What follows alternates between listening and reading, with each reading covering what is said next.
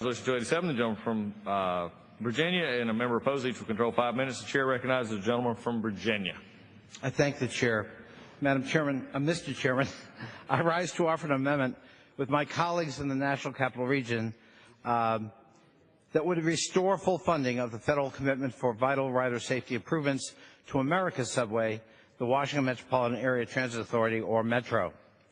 Let me remind my colleagues, this is not like the traditional transit or capital funding under the Department of Transportation.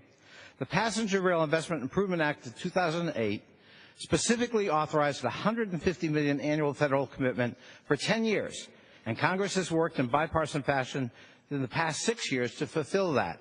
It was a Republican initiative, initiated and authored by my predecessor, Republican member Tom Davis of Virginia. As required by law, the federal funding is matched dollar for dollar, with $150 million coming from Virginia, Maryland, and the District of Columbia.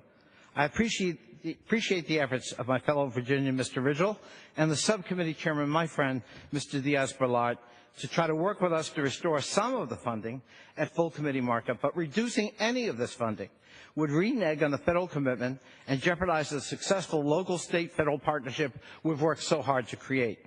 It would also open the door for our partners to pull back on their commitments commensurately, which would only exacerbate Metro's challenge in upgrading its aging infrastructure.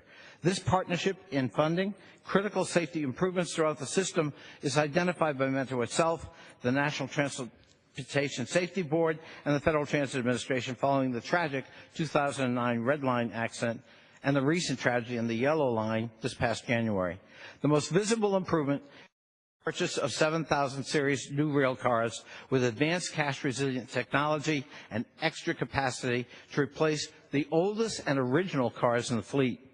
Congress and the federal government have a responsibility in the operation and safety of Metro. Half of all Metro stations are located on federal property, and approximately 40% of rush hour riders on Metro are in fact federal employees, including many members of Congress and their staffs.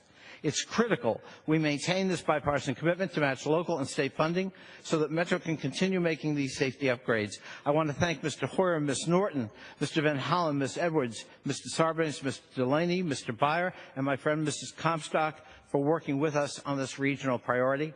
And I would now yield the balance of my time to the distinguished delegate from Washington, D.C., Ms. Norton. The gentleman from Virginia.